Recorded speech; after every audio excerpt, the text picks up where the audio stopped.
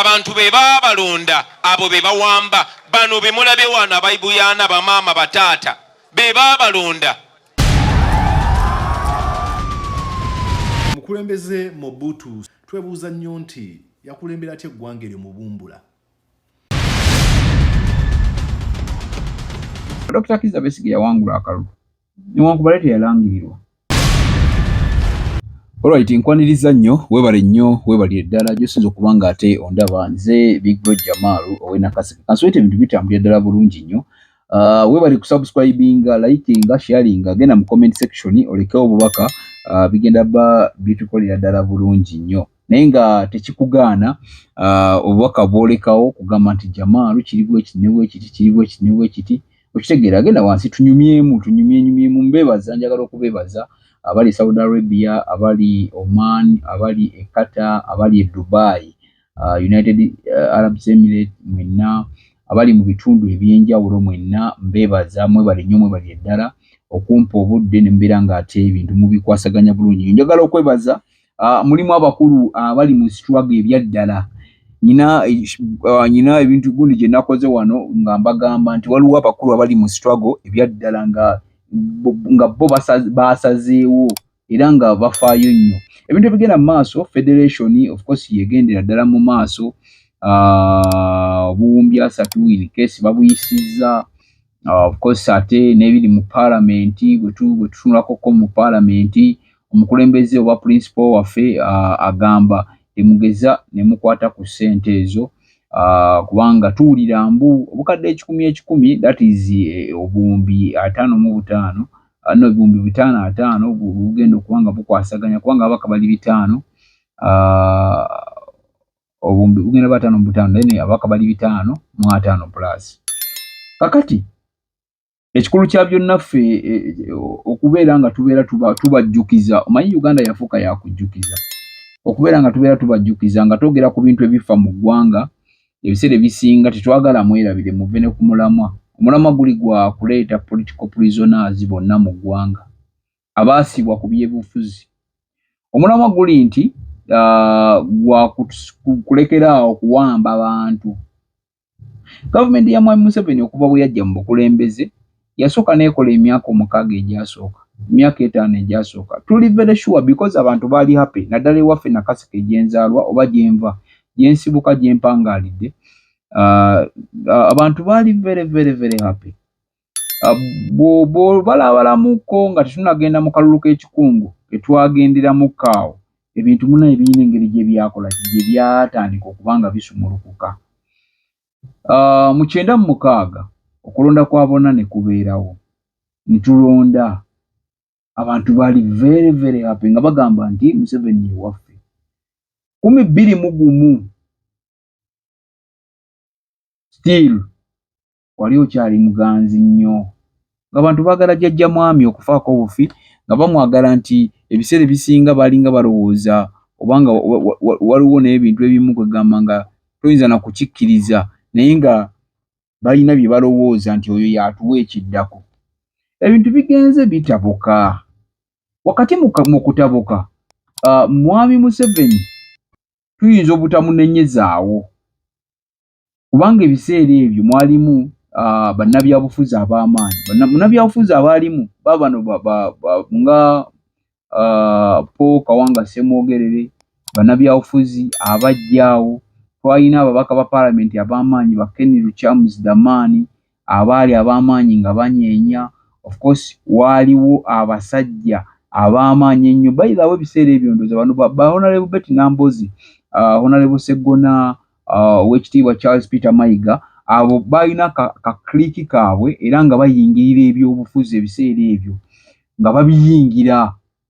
Naye nga kubanga actually kira mukate mulowooza nti Oweekitiibwa Charles Peter Mayiga yali yagenda Ddembe nga yali musajja omu ku basajja abatunuulirwa nti wano ngugerezaani. Kyokka yali musajja mutafuti w'amateeka kubanga lawyer. Ekyokubiri yali musajja teyeetiiririra. Njogera ku bintu bino nti Oweekitiibwa olwaleero ali mu bwakabaka bwa Buganda. Omanye ebiseera ebisinga kati obwakabaka bwa Buganda tebiyingira mu nnyo tebibaamu nnyumbu ya central government kuyingira mu byabufuzi.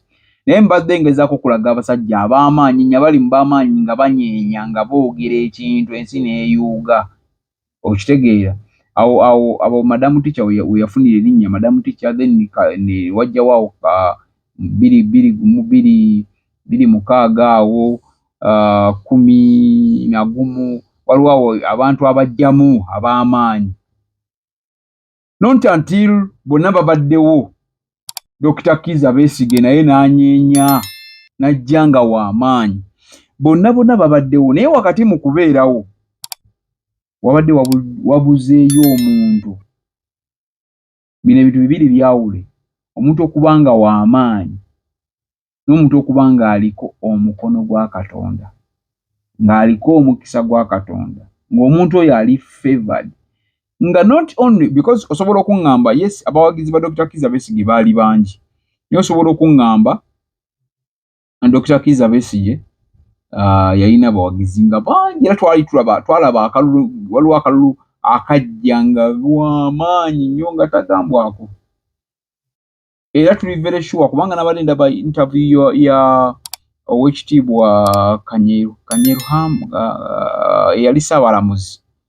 Erinnya siryerabidde ali awo abeera Buziga omuzeeyi yali Ssaabalamuzi. Naye alina interview nabadde ndaba ntunuulira akatambi ke ne ŋŋamba ebadde ne Dr. Besigye. Era yakikakasa nti kale akalulu kaawangula. Dr. Kizza Besigye yawangula akalulu newankubadde teyalangirirwa.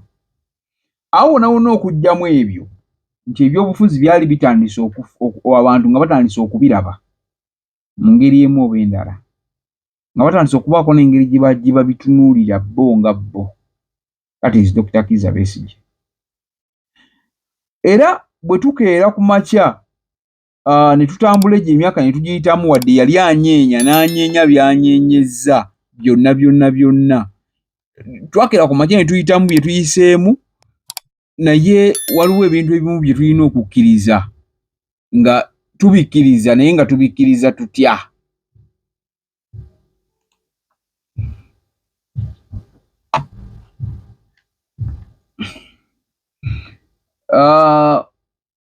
Njogera ku muntu ali favored, omuntu kubanga Dr. Kizza Besigye yayagalwa naye teyayagalwa nga Kyagulanyi. Emboozi yange etuuka ku Bobi Wine. Yayagalwa nnyo bannayuganda mu Central, East, West, mu North yayagalwa. Besigye baamwagalwa. Naye if you compare nga twogera amazima, Bobi Wine ayagaddwa nnyo. Wakati mu kwagalwa ennyo, Bobi Wine alina kye yajja nakyo n'atuzuukusa n'agamba ebyobufuzi. Naawe gy'oli wooli awo okandira capati w'ovugira boodabooda mu nnimiro gy'olima mu dduuka mw'oli bikukwatako. Tewali kubyewala, tosobola byewala. Nti bwe ntunuulira baganda bange nga beewala ebyobufuzi baba balina embeera gye bateekawo gye ntunuulira nze ng'omuntu ne ŋŋamba kakati ate ggwe bwe weewala ebyobufuzi kiki ky'oba oliko? Oba ntegeerekese bulungi nti ebyobufuzi birina engeri gye bituzibudde amaaso, ate bino ebyobufuzi ebirungi ebitali bya bufuzi bya kufa bya bireawo bya kuleekaana no. Nti President Robert Kyagulanyi Ssentamu bwe yajja mu 2018 ne yeesimbawo ku bubaka bwa paalamenti obwa Kyaddondo n'awangula awo wennyini ne tutandika okumanya nti bino ebintu wamma bisoboka. Era Kyagulanyi teyakoma okwo. Bwe yali ajja abasinga baali balowooza nti azze agenda kulemererwa kukomaawo ku bwa paalamenti. Kumbe nga yazze Katonda amutaddeko omukono gwe ogw'amaanyi, amutaddeko ekisa nga yagenda okuba omununuzi w'eggwanga lino, okulijja ku bannakyemalira. Nga bwe nasoose nga nkugamba nti Pulezidenti Museveni ayina Mwami Museveni ayina waafuze oba waakulembedde ebyasooka, ebitundu ebyasooka. Omanyi bino ebintu birabe ng'omukazi nga waakamukwana. Waliwo omukwano ogwo ogusooka ne gujja nga bya ddala, buli kimu ky'okola olaba y'ekyo. Laavu bw'egenda erwawo otandika okulaba ensobi ze. otandika okulaba ebintu engeri gy'abikolamu, otandika okulaba ebintu engeri gye birimu, otandika okwetegereza laavu engeri gy'etambulamu, ebyobufuzi. Nti ebiseera ebisinga ebyobufuzi byonna bibeerawo, naye tubikozesezza tutya mu kkuba ettuufu, nga Kyagulanyi bwe yajja n'atandika okuba ng'ayingira paalamenti, bwe yagiyingira n'alamuza entebe ya pulezidenti. N'ayita mu shida zonna zonna, kwagala mukwata, kumutulugunya, kumukuba amasasi, kukola ki, n'alemerako mpaka olwaleero nti kyakulabirako erifa abavubuka. Era nti olwaleero ye lasiti ya Uganda gye tulina, ye lasiti yokka yokka nti asobola okukyusa mu nsi eno mu mirembe. Bayizawe mwe abalowooza nti Uganda tukyalina obudde obwo budda mu ntalo tulwane, nti baleete mbuno Kyagulanyi kyoba Kyagulanyi nti asobola okuleeta nti bayeekera nti babiki. Obwo obudde tebukyaliwo. Obudde kati ensi ekula, ensi yakuteesa buteesa, ensi yakukula kubeera n'abantu, ng'osobola okukula n'abantu n'ogamba nti kati bannange constitution negamba bweti, mulwaki mukola bwe muti ne bwe muti, tukole bwe tuti ne bwe tuti. Okitegeera nti biba bitambulira awo ebiseera ebisinga. Okitegeera kati tuleme kulaba bintu ffe nga tubikutte bubi, tubikwate bulungi, tufune engeri gye tubitegeeramu, tufune engeri gye tuyinza obikkiririzaamu. Okitegeera. So waliwo ebintu ebimu abantu muwulidde ku butambitambi engeri gye boogeramu abantu bavuddeyo ne boogera. Njagala okwebaza Alex Mukulu. Kati ebyobufuzi nti kyekugamba nti Bobi Wine alina engeri gye yategeeramu ekintu mu ngeri gy'alina okikolamu. Ye mululuzi waffe, ye lasiti waffe gwe tuyina. Nze sijja kulimba. Oba olaba nti abavubuka mbakubiriza. Awo wooli wennyini gwe ebintu obiraba otya? Gwe naawe oteeka obba olina engeri gy'obirabamu kuba okuze buwuzi emyaka 18. Bw'obanga olaba tobitegeera, sooka obuuzeeko ku bataatawo bajjajjaabo, kubanga teri maama wo bataatawo asobola kutegeera mbeera essaawa zino Uganda gy'erimu ne byeyimiridde. Buli omu alina engeri gy'alabamu ensi eno. Alex Mukulu yagambye mu abayimbi, kati era luli nagamba abayimbi, mu abayimbi yonna yonna gye muli tetugaana, babawadde ssente za copyright, babawadde ssente zisimanyi ezaaki, naye ate ssente tezirina kye zigenda kuyamba ku copyright. Situmanyi lwaki gavumenti temuteeka nkola mu ekintu ekikwatagana n'obwannannyini ku bintu by'abayiiya, ekintu ekikwatagana n'obwannannyini ku nnyimba zaabwe, ekikwatagana n'obwannannyini ku bitontome byabwe. Lwaki etteeka likyagaanye okuyisibwa n'okuteekawo engeri gye muyinza okukwataganamu? Ekyo mwagala otulowoozesa, kubanga ffe tusobola okulowooza nti mwagala kontrolinga abantu bano, olw'okuba mu bantu bano mu industry eno mwavaamu abantu da so called Kyagulanyi.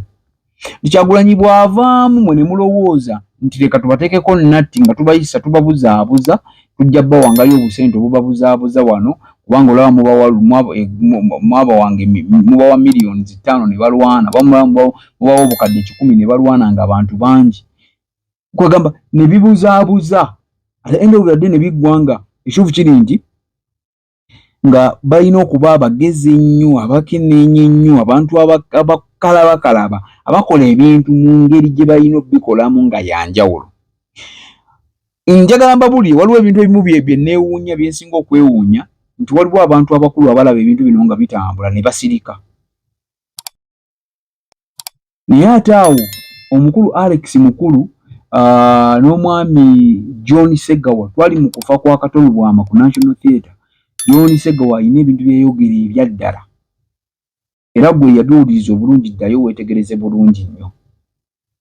Ffe already abali wansi abatandika okugoberera ensonga ku myaka gyaffe nga bwe tuli nga tugigoberera ne tugamba kino kyali bwe kino, kino kyali bwe kiti. Bwe mundowoozayo naawe osobola okukirowooza n'ogamba naye lwaki kino kiri bwe kiti? Lwaki tukola bwe tuti ne bwe tuti? Kitegeeza ki? Kitegeeza nti tulina kwebeereramu ng'abavubuka. Tulina kutambuza bintu nga bwe birina kutambula. Yimirira ku mazima. oyogere ebintu ebiri mu kitundu kyo, oyogere abantu abali enguzi, abantu abalemesezza eggwanga lino okutambula, abalemesezza amalwaliro okubaamu amalagala, abalemesezza enguudo okuzimbibwa, abalemesezza okubeera nga amasomero gaffe gazimbwa, abalemesezza okubanga tukyasobola okutuuka ku layini gye tutuukamu. Sabbuuni lwaki nga tumukola wano ali mu bbeeyi, nga lwaki sukaali ali mu bbeeyi? Okitegeera, essente zimuwa ababaka obukadde ekikumi bwaki ate nga zandikoze ebintu ebirala. So njagala okubategeeza banywanyi ne baganda bange nti waliwo ebintu ebimu bye tulina okubeera nga tulemezaako, nga tulemerako ebyaddala. Tuba nga tulina ebintu bye tulina okulemerako ebyaddala nga tubiremerako on a serious note. Alex Mukulu weebale, John Segawo weebale, abali mu industry mwenna abaagala enkyukakyuka, abaagala olaba ku yinkya kyukakyuka, abayimbi mwebale, Walukagga, Chris Jones, bangi nja kuleka lisiti y'abayimbi abali mu nkyukakyuka, abateetiiririra Kazibwe Kapo. Waliwo abayimbi nga bo byaddala, mubalaba bafaayo nnyo mu mbeera emu oba endala. Mwebale buli omu na buli omu waali Ssekinnoomu. Bannanga ababaka baffe be twatuma mu paalamenti baagenda, basinga baagenda kulya malyansimbi, bali mu malyansimbi na kwogera bwogezi, wabula ekituufu kiri nti batulyamu olukwe, badda mu kolido ne bakwata essente pulezidenti z'aba bawadde oba gavumenti z'eba ebawadde, badda mu kolido ne bakwata amabaasa. Ekifo ky'okulwanyisa omuntu wa wansi nti Nakaseke enguudo mbi, nti Nakaseke teri malagala mu ddwaliro, ababaka batulyamu olukwe. Nti ekamuli kiri bwe kiti, wano bwe wati kiri bwe kiti, ababaka batulyamu olukwe. Just mukole ekintu kimu ggwe awo wooli osobola okwongera okuyamba oba okukola ekintu ekyetaagisa mu ggwanga lyaffe, kubanga Robert Kyagulanyi Ssentamu ye mumuli atukulembedde, ffe tulina okumuyamba. Nti tuleka tuleme sirika busirisi. Revolutionary oba enkyukakyuka tekitegeeza Kyagulanyi. Enkyukakyuka kitegeeza ggwe kennyini kwerwanako. Era Kyagulanyi si wa National Unity Platform, naawe oli wa National Unity Platform, kuba kyekibiina ekivuddeyo okubeera nga kirwanirira omuntu wa wansi, omuntu atandikirwako, kubeera ng'afuna obwenkanya, kubeera nga naye yennyini yeebeereramu, asobola okubeera nga yeeyagalira mu Uganda. Akumata kumira mpera Ssaabasajja Kabaka wa Buganda Wangala. Tekyabadaza ku Masaka Road, Kiwawu ku Mityana Road, Busunjo, Baka, Mende Kohima Road, Bombo Road, Gayaza Busiika, Gayaza Kayunga n'okwetulula Mukono yonna saako mu bitundu bya Uganda eby'enjawulo. Basoloza amayumba g'abapangisa era nga bazimba n'okuwa pulaani z'amayumba. Ssenjale be bokka abakulaakulanya omuntu wa wansi n'okumuzzaamu essuubi. Ekifo ekyokuwummuliramu nga kirina spa ey'omulembe omuli sauna, massage ne steam bath. Ffe aba Nina Guest House tulina roomu eziri self-contained nga nnungi nnyo. Kosta ne restaurant erimu emmere empoomwe eya buli kika. Gwe anyumirwa omupiira ne pool table, jangu buli kimu weekiri. Parking ey'obwereere, security ennungi nga ne privacy y'abaclient baffe yankizo nnyo gye tuli. Tusangibwa ku Hoima Road e Namuŋŋoona nga waakava ku Toto okumpi ne Gombe SS. Tukubireko kati ku noti 75164215 oba noti 761489 noti emu noti 4. Nina Guest House, a home away from home.